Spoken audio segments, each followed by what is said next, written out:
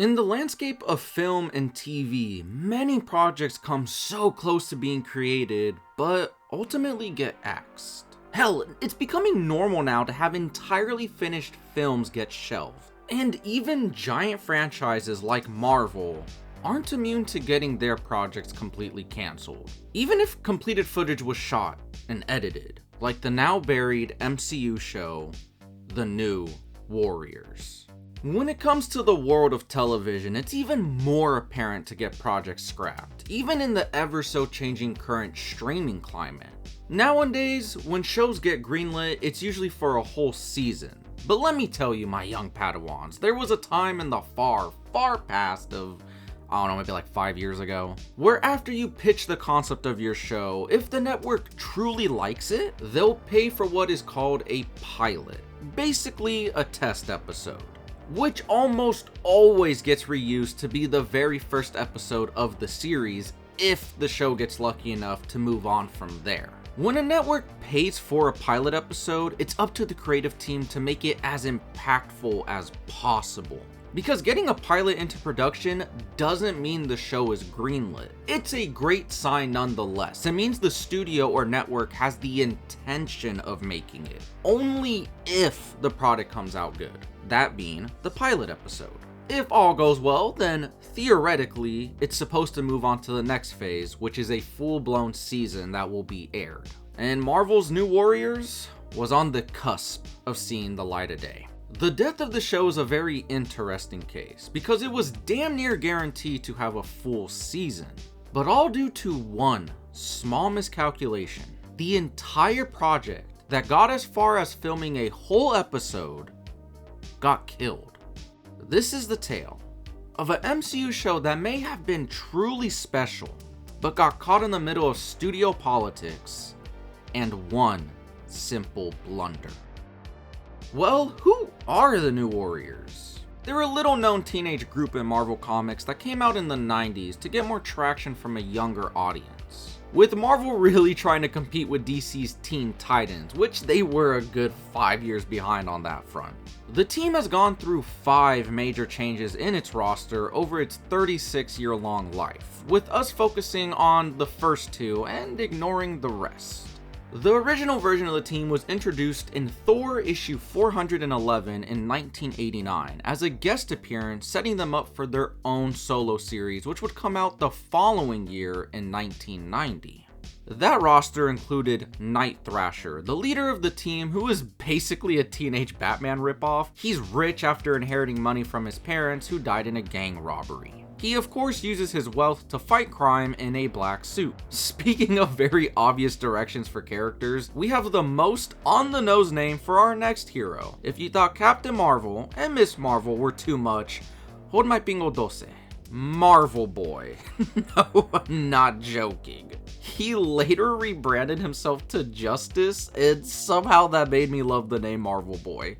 He's a telekinetic mutant who can move things with his mind, including himself. He's so powerful he can pick himself up and fly around while he shoots out telekinetic force blast. We aren't done with mutants though, because we have Firestar, a name that might sound familiar.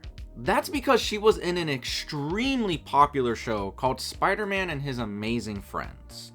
Oh boy, it's truly a day for incredible names. She was actually created specifically for that show, because the creative team originally wanted the Human Torch, but got stopped when rights issues for the Fantastic Four came up. So they just made their very own character with fire powers. But the funny thing is, she became so popular due to the show that Marvel tried and failed many times at bringing her into the 616 comic universe. Eventually, she found her place within the New Warriors. Moving on to our next character, we got Speedball, the comedic member of the group who you'd think would have super speed, but doesn't. He has kinetic energy abilities that allow him to create or absorb energy. Now, if you thought we were done with stupid names, you were wrong. Next up is Namorita, who is an Atlantean who has all the powers of, drumroll please, Namor. And another drumroll please, they are related. Who would have guessed? Also, they're kind of related, because this is comics, everything has to be confusing. So she's actually a clone of Namor's cousin. Alright, moving on to our last and my personal favorite of the team, Richard Rider's Nova. And if you don't know who that is, I'll break it down real quick. He is a part of the Nova Corps, which is basically Marvel's Green Lantern Corps. He was chosen to replace another Nova member when they died. Sound familiar? Then from there he is bestowed with awesome cosmic abilities like superhuman strength, speed, and durability. He also has flight and the ability to survive in space. He has energy projection, there's a lot of that on this team. Enhanced reflexes, stamina, and healing. And let's not forget universal communication via the Nova Force. Then I guess after a while of traveling the cosmos, bro just wanted to come back home and enjoy some Big Macs. So Night Thrasher offered him a position on the team and he took it. That's the first iteration of the team. The second one removes Namorita and Marvel Boy, because anyone naming themselves that doesn't have enough intellect to be trusted in the heat of battle. Those two got replaced by Microbe, who can communicate with germs, my worst nightmare, Debris, who can telekinetically control debris, like busted up shit basically, and then turn it into weapons, Take a shot for another power involving kinetic abilities. And then lastly, Rage, who's like a wee baby Hulk. He has super strength based off how mad he is. Also, these dumbnuts caused the explosion that killed a bunch of civilians in the Civil War comics because they wanted to film a reality show about them stopping supervillains, which caused the Superhumans Registration Act to go into effect. Thanks, guys. Now you're caught up. When it comes to how the roster was going to be looking like for the MCU, it was going to consist of Night Thrasher, Microbe, Debris, Speedball, Mr. Immortal, and Squirrel Girl, who was going to be played by Millian Vantrub, which is the greatest casting ever. Move over Downey, move over Cox, move over Reynolds. Vantrub was here to be the most definitive best casting in Marvel history. You know what's cool is after this whole disaster, she actually got to voice Squirrel Girl in a podcast called Squirrel Girl the Unbeatable Radio Show podcast, which is a continuation of the Unbeatable Squirrel Girl comic. Then in animation for Marvel Rising, and most recently, she does the voice work for her in Marvel Rivals. And if I ever work on an MCU project someday, I'ma find a way to sneak her in there.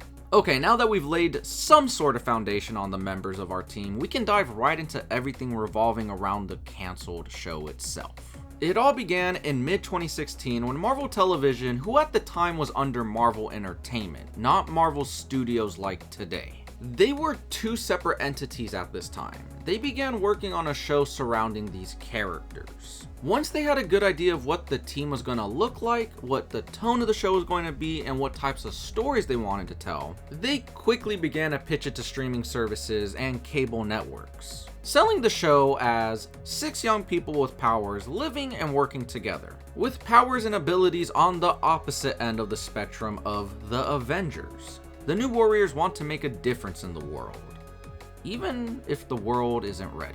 Marvel TV really wanted this to be almost like an anti-Avengers, where the team isn't filled with adults and their power sets are more unique and odd compared to their older peers. If anything, it seems more like a young Avengers situation. And honestly, this all sounds freaking amazing. I know I've been poking jokes at the team's comic book counterparts, but they do seem to be beloved additions to the Marvel Universe. And with doing all this research on them for this video, it's gotten me wanting to so desperately read their books, which I will be doing once this video is done. Pre-Disney Plus era Marvel TV was exceptional at tapping into the overlooked characters and tapping into the weird in such a brilliant way. Just take a look at Agents of S.H.I.E.L.D. That era of Marvel Television genuinely took creative risk for their projects. Yes, obviously there are some exceptions, but from everything I've been able to gather about the show, this seems like another time they wanted to do something truly different and make it stand out on its own. Something I don't really see in current Disney Plus MCU TV.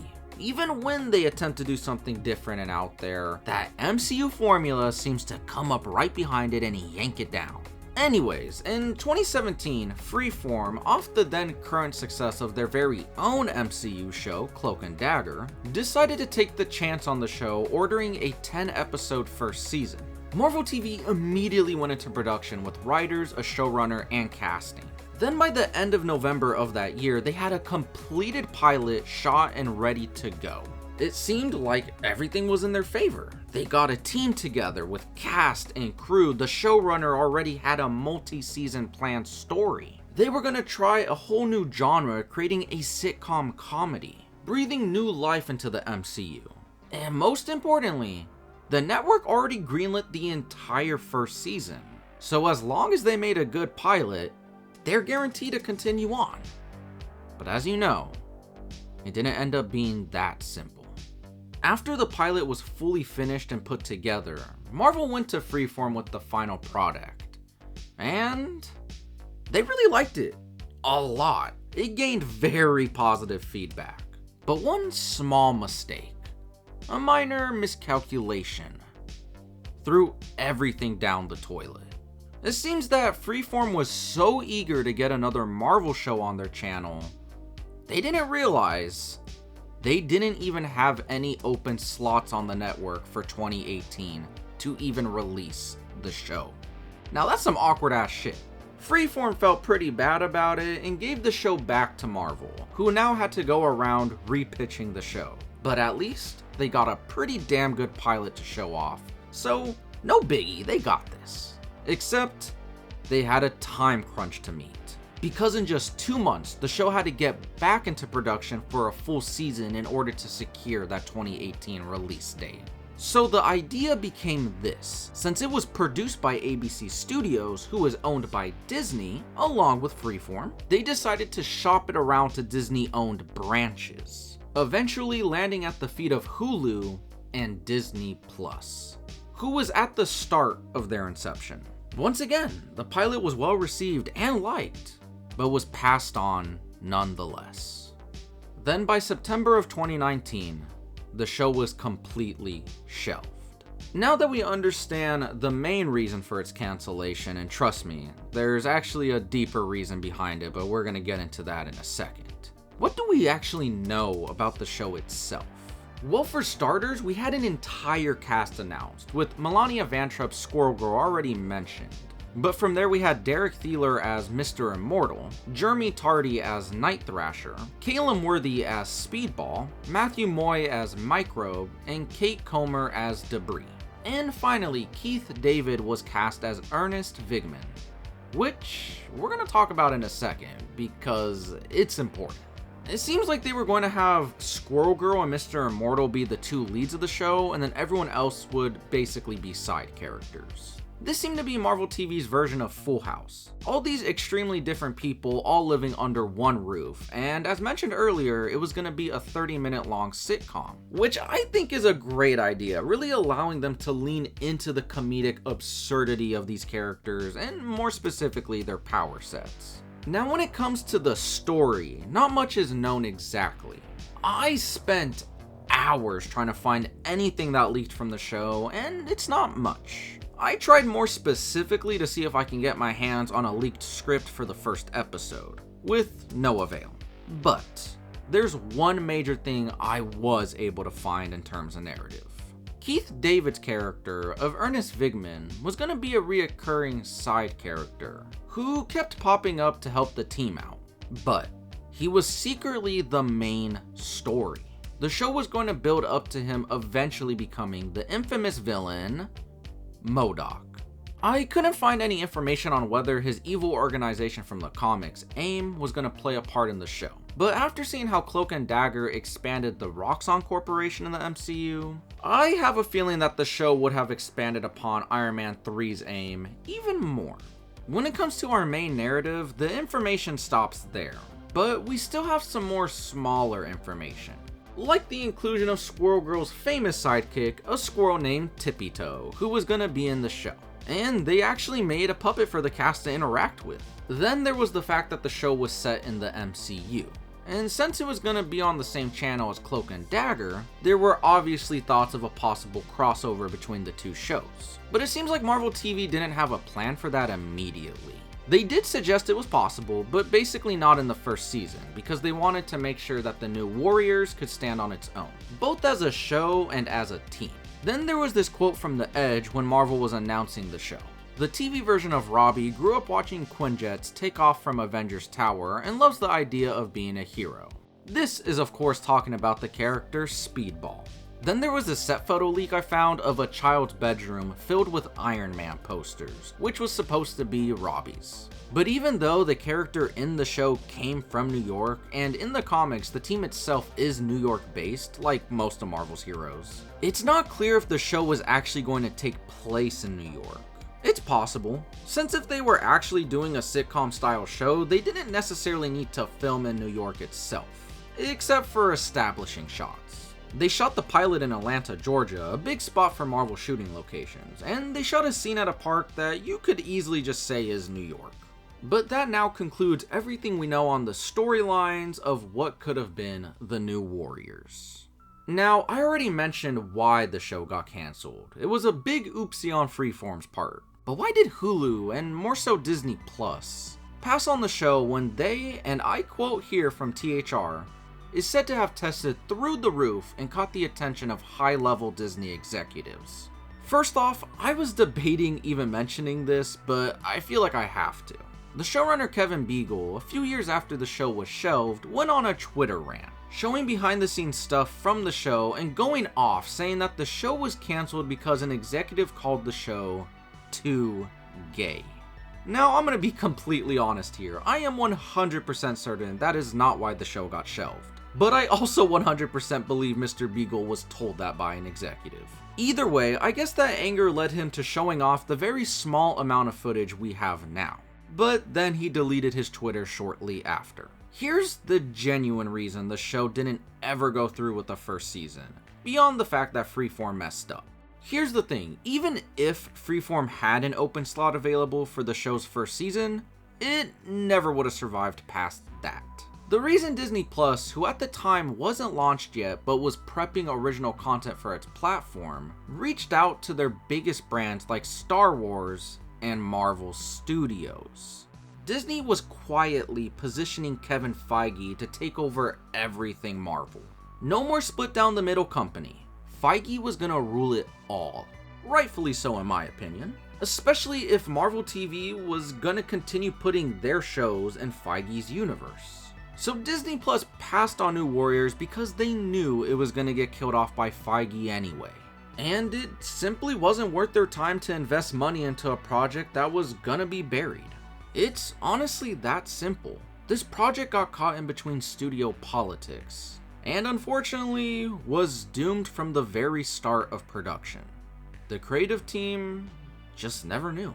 This whole change in the Marvel regime is actually why Daredevil and a bunch of other Marvel shows got cancelled during this time, with only a few shows being able to slip through the cracks to finish out their runs properly. A lot of shows like Luke Cage and Iron Fist just abruptly ended on cliffhangers with no proper conclusion. I do think it's sad that the show never did get a chance to see the light of day. I think back in the pre-Disney Plus days of Marvel TV, they tried hard to keep coming up with creative shows. In a way I just don't feel from the current MCU TV formula. But hey, maybe sometime from now, Marvel Studios will take a look back at how the old system worked, and use it for inspiration while tweaking it and making it their own. It's okay to learn from the past to make a better future. A lesson I hope the MCU learns sooner rather than later.